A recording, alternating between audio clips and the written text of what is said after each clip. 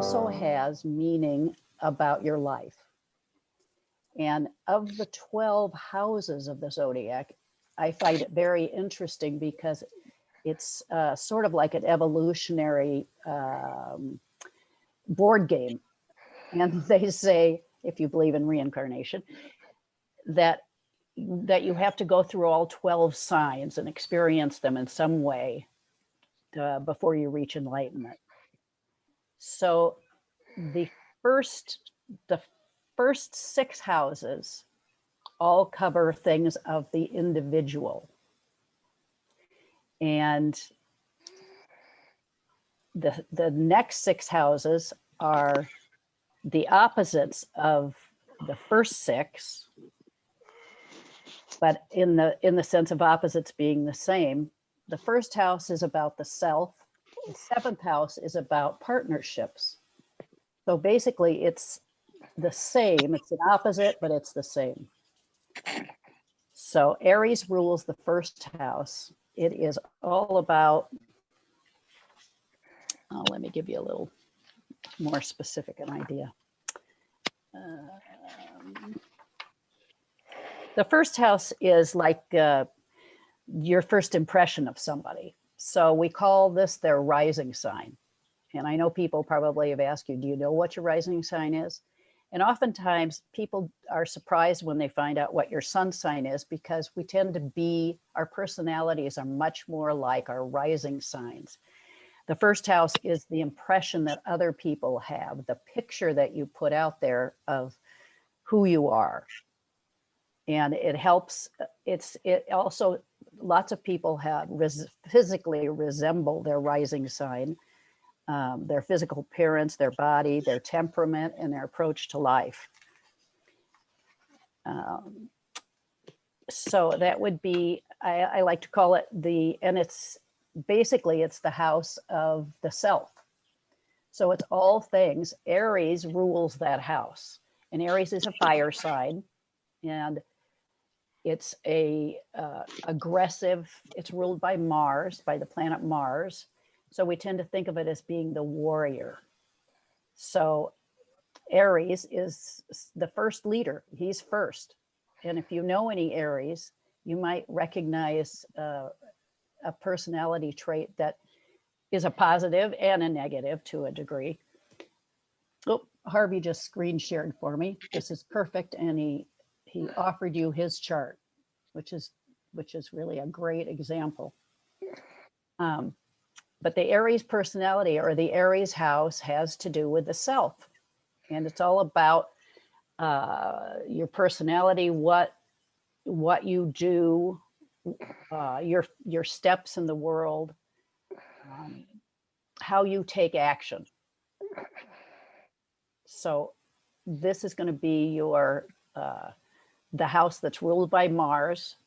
So it'll be, how are you leading? In what way?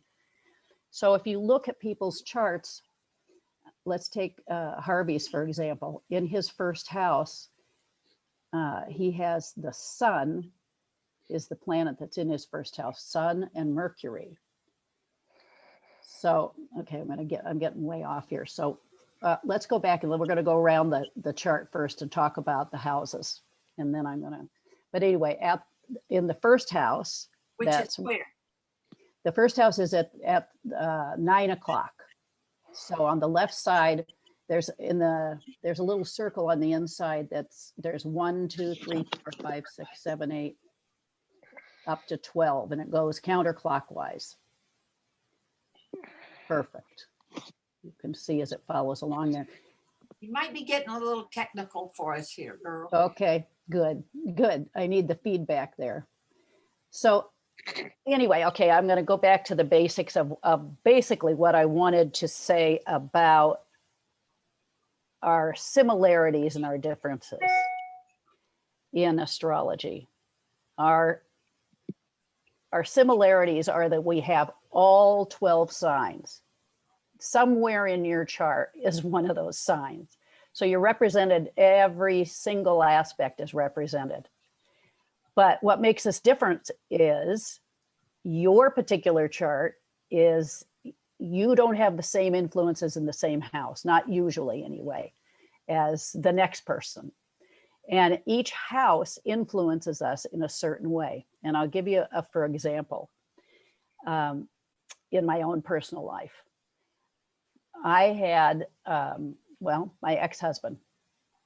He is a wonderful guy. We shared a lot of similar values. One of the things that we didn't share this value at all. And I really didn't understand. And I really expected, that he would, of course, come to see it my way and share my values. But in my chart, the house of siblings, the house of family, the house of children, I have a lot of planets sitting in those positions in my chart. Those things are very high value to me. And it wasn't until I had done his chart that I recognized he had nothing in those charts. Those particular houses for him were completely empty, and they just weren't important to him. It wasn't that he didn't love his children. They just weren't of high value to him. His siblings, he liked them well enough, but they weren't of value to him. So he didn't have any interaction with them. So, these are how, when you look at people and you say, wow, how can that person have such a completely different take on this than I do? I have to say, you have to know we are influenced a lot by the moment of our birth and where those planets were at our birth. And that's kind of what we were here to do and what we're here to figure out. And I think for me, it's been helpful to figure out that I'm analytical, I'm critical, I'm a Libra. So of course, that's the sign of balance. I have to see all sides of the issue. It's very difficult for me to take a side or take a stand. But for other people, let's go back to the first house, ruled by Aries. And Aries is the warrior. So if we have a lot of one characteristic, we can also be, you can sometimes see that in different people's personality. So the first house is sort of your mask, and that's how other people see you and how you exist in the world. And the second house is the house of material goods, and we call it the house of values.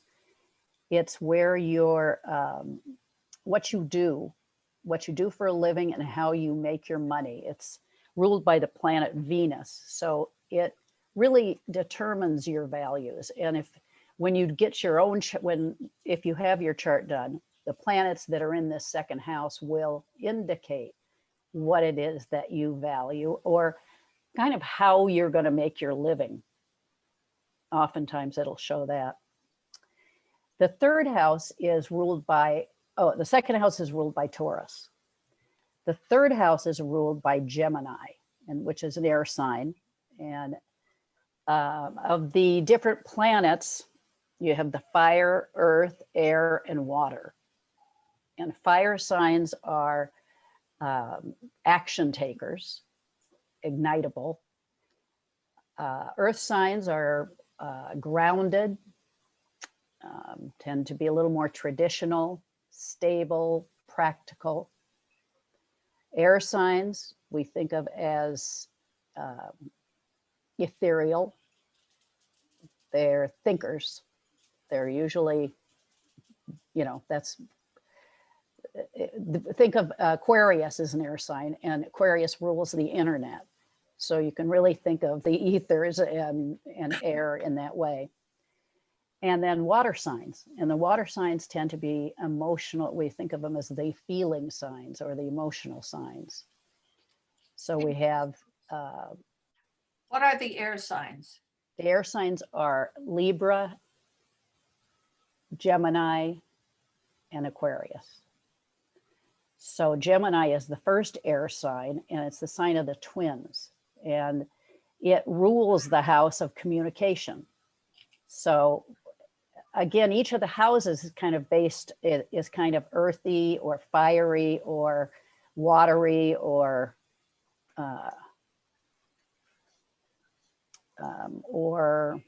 what did I miss? Earthy, fire, water, air. Well, that's it. So the third house is communication, and it's ruled by Gemini. I mean, Gemini is the sign that governs it, and Mercury is the planet that rules it. And one of the things I wanted to say today, and I should set my timer here so that I don't just blabber on. Something very important that everybody should know today, and I don't know who is aware of Mercury, and Mercury goes retrograde 3 times a year for about 3 weeks at a time. And computer repair people are usually aware of this because during Mercury retrograde, communication and transportation items tend to not work as well as they do when Mercury is in a direct motion. Planets don't actually go backwards, but they appear in our geocentric view of them to be in a retrograde motion. And we like to say when Mercury is retrograde, because it's the communication planet, it's time to rethink everything, recheck the memos you send, recheck your email, make sure it's going to the right person and that you're saying the right thing to the right person. So those are really the snafus. Oftentimes cars break down. The rules of Mercury retrograde are don't buy a car, don't buy an appliance, don't travel if you can avoid it, and don't sign any contracts because it's very hard to communicate clearly. Now, the last time we had a political election where Mercury was retrograde happened to be in the year 2000.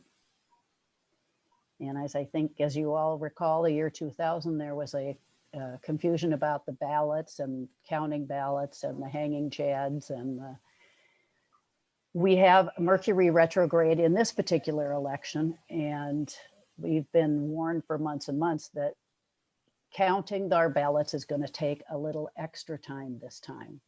So if anyone was feeling anxious before today, I just want to say, take a few more deep breaths and give it to the end of the week. Don't be looking for any results too quickly because Mercury is going direct today. It's been in retrograde for 3 weeks and it still has a shadow period for the next week. So it'll take some sorting out, and everyone expects this, but even more so, and it's easy to understand that we have this retrograde motion. All right, moving on, and you guys can ask about that at the end if you like. Is there any more around the whole what's going on right now astrologically? Are we on course, or Well, we actually, I am going to talk about that once I just get through these houses a little bit. Sorry. That's all right. Because we just had a full moon, which was very important. The moon was in Taurus, and it was within 3 minutes of being conjunct with the planet Uranus. And that is a very important thing because Uranus rules sudden unexpected shakeups. So ironically, or well, not ironically, but to the point, we had the earthquake in the Far East, and it is a time where you'll often see this, where Uranus and Pluto, or Uranus, and the full moon is kind of a completion, and it also brings things to light. So it shines a light on all. In this case, was shining a light on all things Uranus. So Uranus is about freedom. It's about individual rights of people. So to your point, Nita, that couldn't be helping and giving us more tension than it is. The full moon always makes things intense. every moon. And, you know, emergency rooms will tell you that there's a lot of accidents and a lot of things that happen at full moons. But Uranus rules change. Taurus is a very earthy sign. And so think of the earthquakes, which was exactly what happened. They had the 7-point earthquake. It could be shocks, unexpected news, volatile energies. So right now we're still in that full moon. It was just on the 31st and we're still in that full moon energy. But the good news is Uranus brings truth, and it brings truth coming to light. So there should be more will be revealed, which is, you know, always a good thing. Thank you. Yeah, and there's more planetary stuff coming this year. So, and if this is, you guys are welcome to say, look, I'm not getting this. Don't go on this track. Can I just ask one quick question? Yes, 'Cause Danielle. you mentioned a sun sign, an ascendant, and a rising sign. And in your handout, there's a moon sign. I'm not quite sure if you could, maybe it's a stupid question. Is ascendant and rising the same thing? Ascendant and rising are the same thing. That's the same thing. And actually, you bring up a good point before I go into houses, because the houses may be, they may be further than you guys want to know. Yeah. Some of the important stuff to know are with the planets of the zodiac, there are personal planets and then there's generational planets. And the personal planets are the ones that are important to know. And the reason people who, you know, who dabble in astrology and know a bit about it always ask you, what's your sun sign? Do you know anything else? And basically they're asking you to know your ascendant, your rising sign, same thing, Danielle, but those two words, and your moon sign. Yeah, Ron. Question is, we read our horoscopes in the newspapers. How accurate are they? That's a good question. Actually, they can be very accurate, but you want to read those three signs, all three of them. So when you're reading, for example, I'm a Libra sun, but I always read Leo. And the reason is that the house of me, the first house of the zodiac, that's the one that other people see you. It's your personality, basically. It's not your soul, which is what your sun is, but it's your personality. So when you're reading your horoscope, read your ascendant. And I can figure out what that is for you, Ron, later. Thank you. I have a message from my assistant here. If you could pardon me 1 minute for this newscast.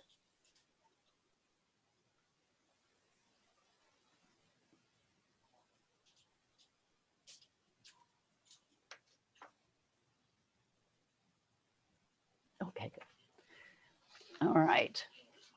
So do you still have that up? I will. Okay. Harvey's going to put up his chart so that I can make a point of where his moon is and where his rising sign and where his sun is. Because these are the three most important personal planets. The other personal planets are the quick moving planets, Venus, Mars, and Mercury. Those are the ones that are closest to the Earth, and they move very rapidly. The moon changes sign every 2 days, every 2.5 days, 2.25 days. So we call them personal and fast moving because they move through these different signs very rapidly, and it affects us. We know that the moon affects the tides. So it actually has the gravitational pull on the Earth. And consequently, it affects the water and the balance of water in our systems, in our emotions. The moon is ruled, rules the sign of Cancer. Anyway, we're looking at Harvey's chart here. And if you look over on what would be 9 o'clock, if this were a clock, that is the sign, his rising sign is Libra. And that little glyph, that symbol is the symbol of the scales. right at where 9 o'clock would be. It says 12, and that means that's the degree of his sign, which doesn't mean anything to you guys, but that's just his beginning point, the starting. For people who don't know what time they were born, we cast your chart, that's always going to be at 1 degree of Aries, because that's where the zodiac begins. It starts with Aries.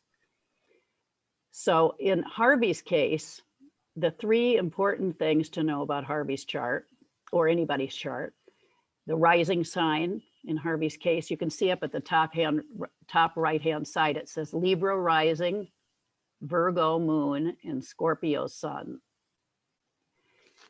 And because the rising sign, those of you who know, I mean, Harvey's the perfect example here, because almost everybody knows Harvey. The newer people don't know him quite so well.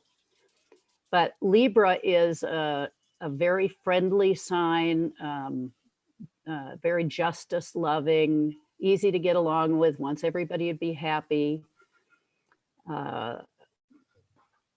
It's a sign of balance. I wouldn't say Libras are necessarily balanced. They say they're have a hard time making up their mind because they have to consider all the possibilities all the time.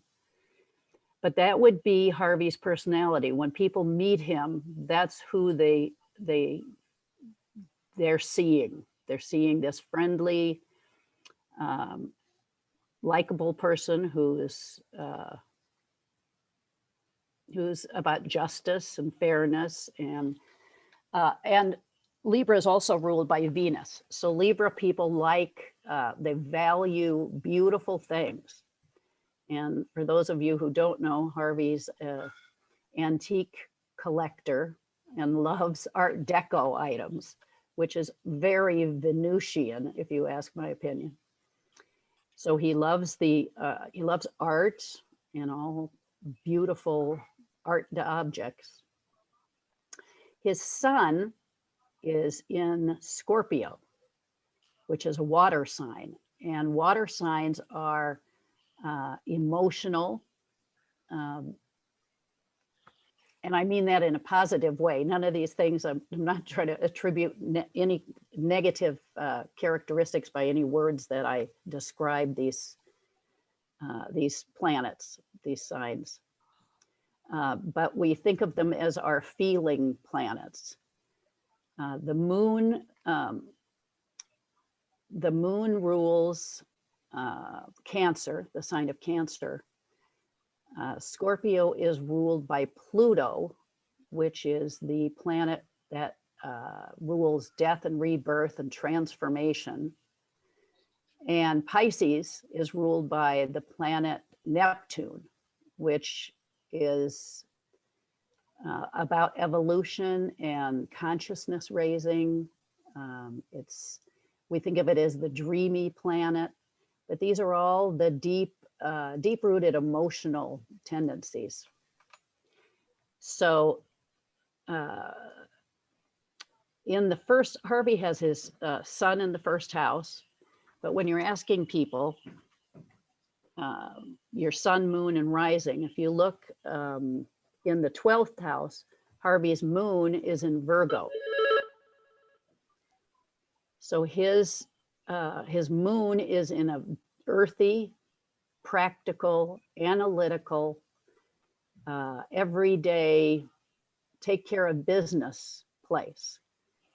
So I think this is a great example for you of what makes us alike and what makes us different.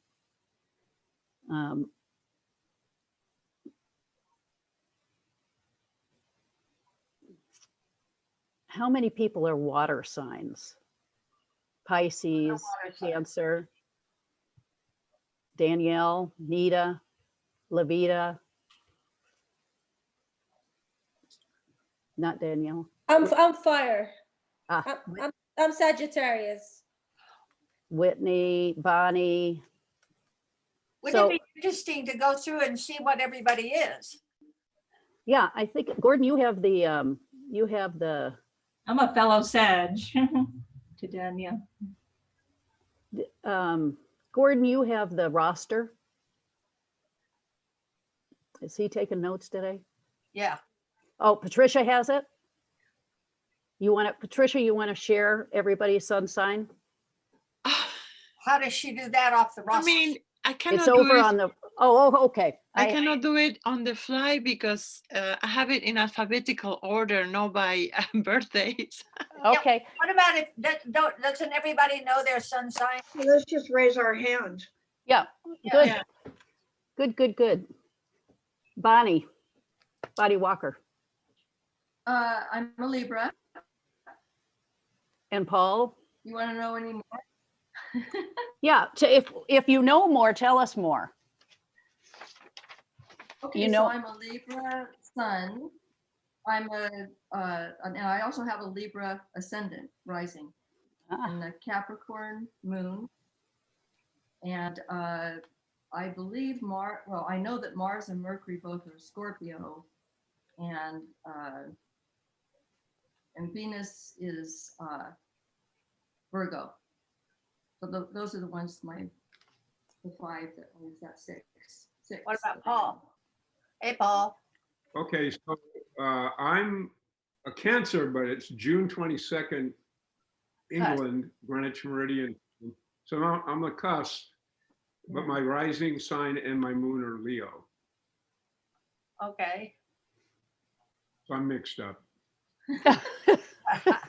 We're all mixed up. Are you- Okay, I am, my sun is in Pisces and my rising sign is Scorpio and my moon is in Taurus.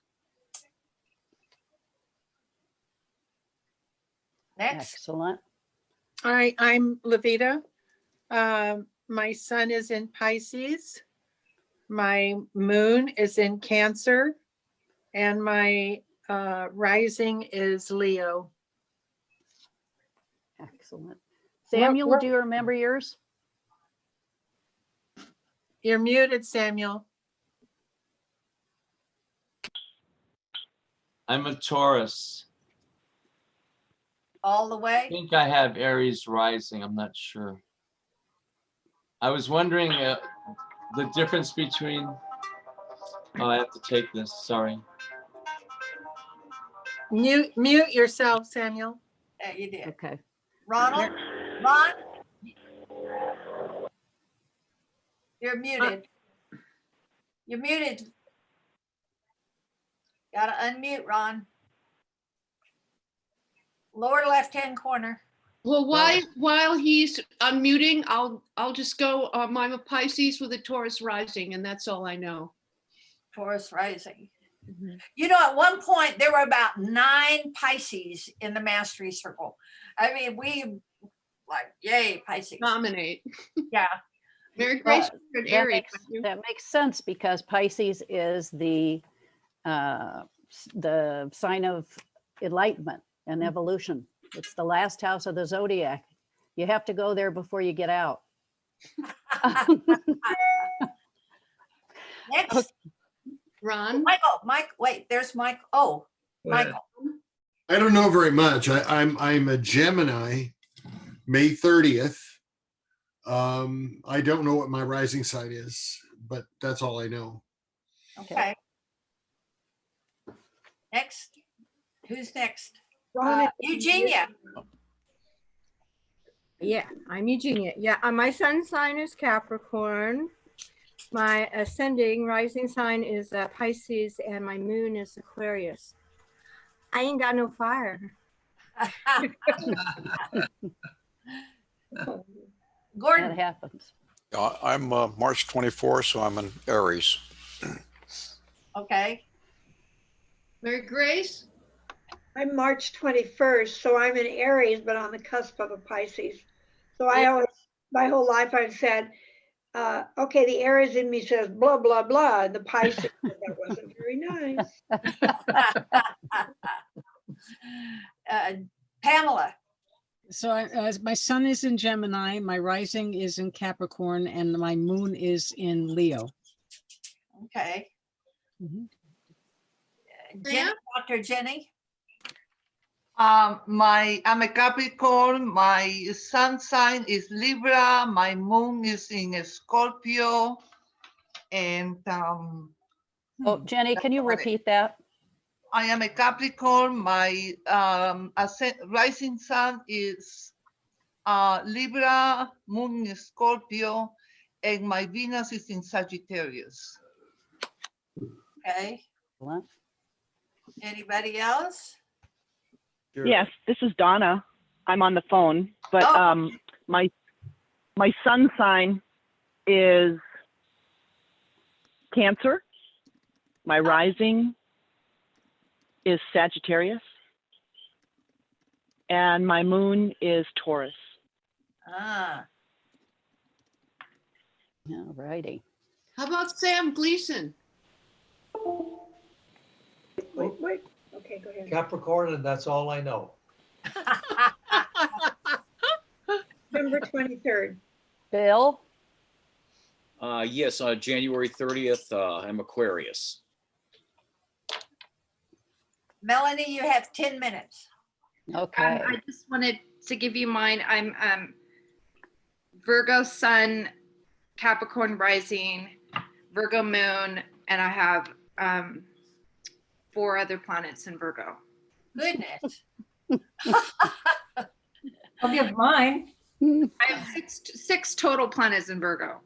Wow. I know.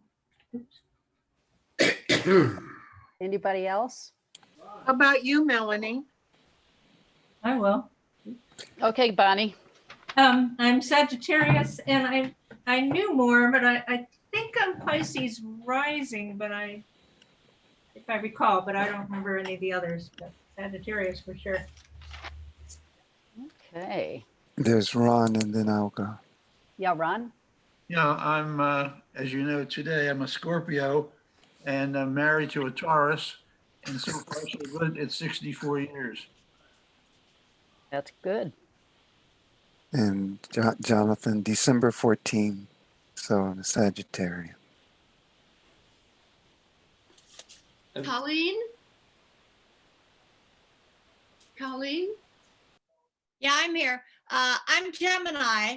I don't know the others. I don't remember the others, but I'm on the cusp of Taurus. So Taurus keeps me stable and Gemini keeps me having fun. Inger? Inger? Yeah, I'm January 12, which makes me a Capricorn. I was born 11 in the morning. So I don't know what that all means. All right. Question? Yeah, Samuel. Could you explain the difference between sidereal astrology and Vedic astrology? Well, I'll tell you, Vedic astrology or Jyotish, it's different from what the Westerners use, the sidereal or Placidius, and it's like a month, actually almost a month different. So whenever you're reading, like if I can do that. I also have a program for the Jyotish, but if your sun is in Virgo, it might be, or your rising sign is Virgo, you actually move it backwards, you would be Leo. So it would go, since we're counterclockwise, it would go clockwise in that sense. So it's and they have different holiday, different special things, but they, basically consider the moon and the other planets just like regular Eastern astrology does. And all right, how can they both be correct? Well, it's one of those things that I think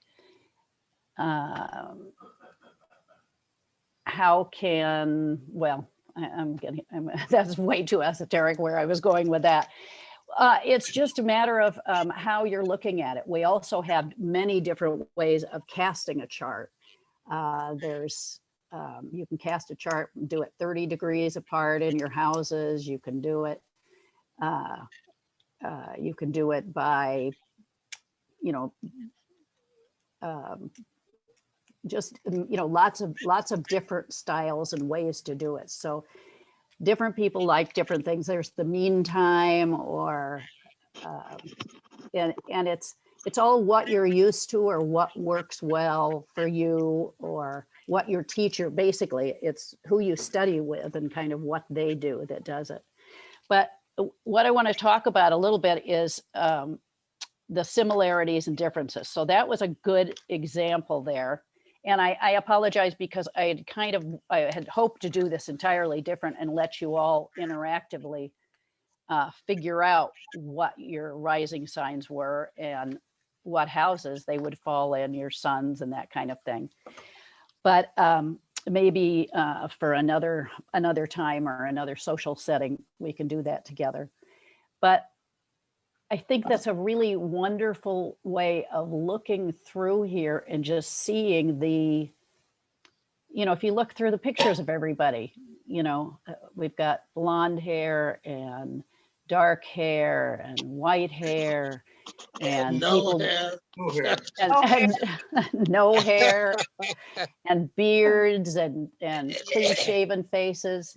And it's the same with we're influenced by all of the different things. And I started talking about the houses because the houses where your planets lie, it really is a big definition. So when you have your chart cast and somebody to help interpret it, and basically you will be the best interpreter of your own astrological chart because you've been there for everything that happened, and you can kind of reflectively and retrospectively look and understand more what that means in your chart. But people who I have a daughter who is a triple Capricorn, and she was born reading and saving money.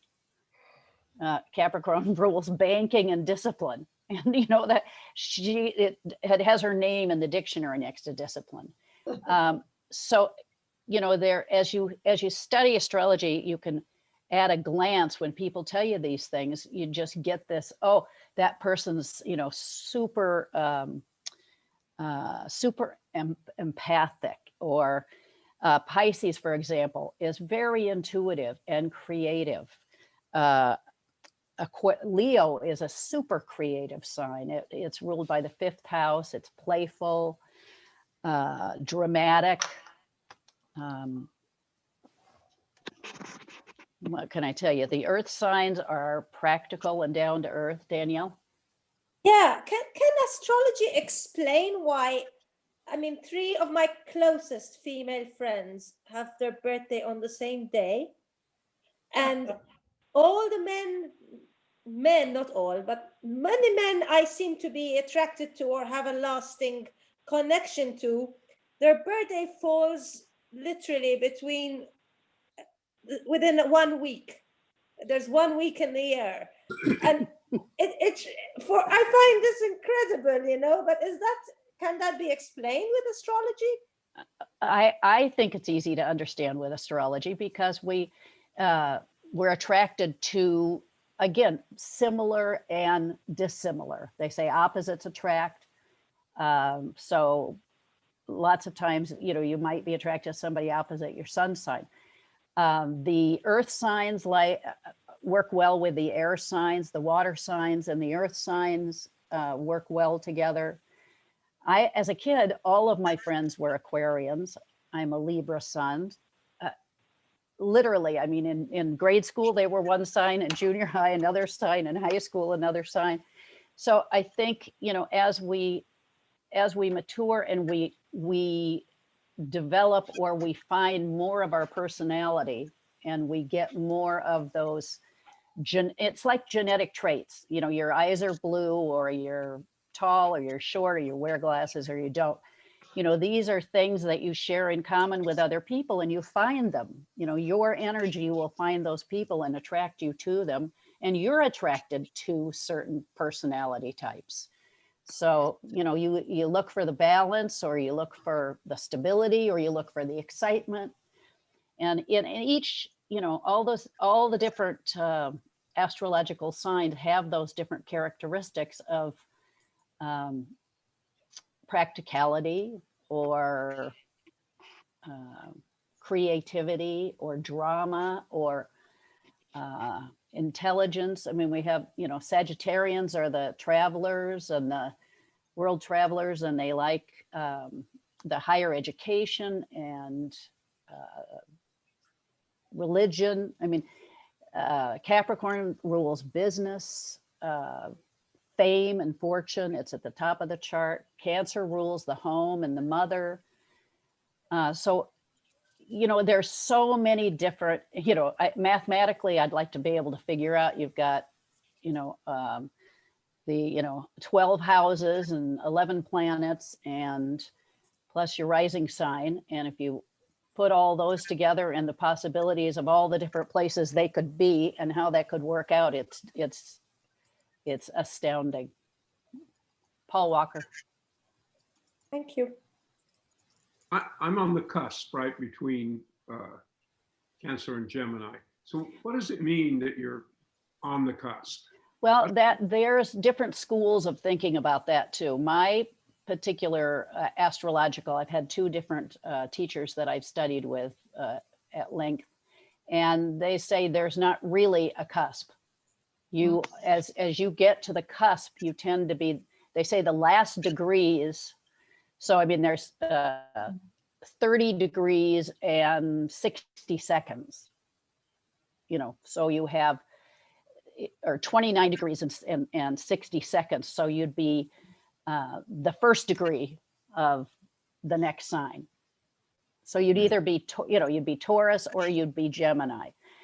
But the very last degrees of a sign in some schools of thought, you are the most of that sign. So not only are you not on the cusp, you are the most intense sign, the most intense of that sign. Nita. It's 8:51. Okay, that's it. You all are free to ask me anything you want to know. I love to talk astrology. So anytime, any question, email me, text me, my favorite thing to talk about. Thank you, Melanie, so much. Thank you. And remember that the best way to find out all this information is to work with an experienced astrologer who will walk you through it. And it's wonderful. Thank you, Melanie. It was really good. You're welcome. It was really my pleasure, my favorite thing to do. All right, so here we are at 8:52, and we need to talk about next week. So our speaker next week is our own Samuel Kiwash, the Lord's Breath. I love that term, the Lord's Breath Kabbalistic Meditation, ancient technique for awakening the Mikava. Is that pronounced right, Samuel? Mikava. Maybe Samuel. Merkaba. Merkaba? Yeah, Merkaba. Okay.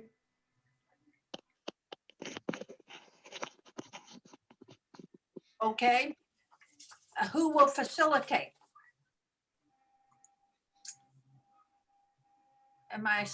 Bill. Perfect. And we need a meditation. And we have Miss Patricia. And we need a reading. Let me switch to the other screen. Do I see Gordon? Gordon will read. All right. Anybody want to pray? Or shall we let that be determined? Okay. To come. And thank you, Gordon, for taking notes for me this morning. I shall be taking them next week and the week after that. So I believe we have meditation. Is not meditation, but prayer. Well, we actually have a few more minutes. So why don't, if somebody has business, we can bring that up. And if not, we can throw out questions to Melanie. Anybody? Oh, okay. Patricia has. Just a reminder, on the 5th, it's Emily's birthday. So I wanted to tell everybody. The day after tomorrow, it's Emily's birthday. Okay, good. Good. And Whitney? Yeah, I have a question for Melanie Fox. I would really like to know just the names of the 12 houses without a lot of peripheral explanation, but just if you can do that, you know, that's what I'd like to ask you. Can you unmute yourself, Melanie? Yeah, I thought I was unmuted. Yeah, I can. Let me see what Bill wanted to know first, and then if I can address his quicker. Oh, it wasn't a question of, for you. I'll just, it was an Business. acknowledgement again of Ron's birthday today. Ah, yeah. Happy birthday, Ron. Yeah, I didn't, I said it at the beginning of the the meeting, but I didn't announce it. Happy Yes, birthday, but Ron. not everybody was here at the beginning of the meeting too, so Okay. that's just for everybody. Happy That's all. birthday, Ron. Happy birthday, Ron. Happy birthday, Ron. How about another round of happy birthday? Happy birthday, Ron. Yeah. Birthday to you. Hey, Ron. Happy birthday to you. Happy birthday, dear Ronnie. Happy birthday to you. And many more. And